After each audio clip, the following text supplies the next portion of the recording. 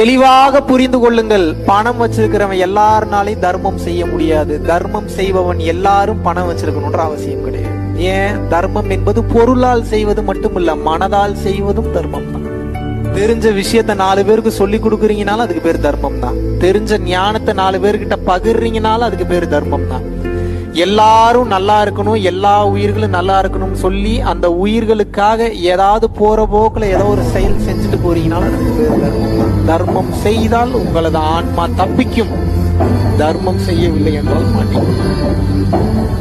The game is all about doing dharma or else you will earn the karma. Dharma வேணுமா கர்மா வேணுமா? தர்மம் செய்தால் கர்மம் அழியும், கர்மம் செய்தால் கர்மம் பெருகும், கர்மம் பெருகினால் அடுத்த பிறவி உண்டு, அடுத்த பிறவி இன்னும் கொடூரமான பிறவி உண்டு.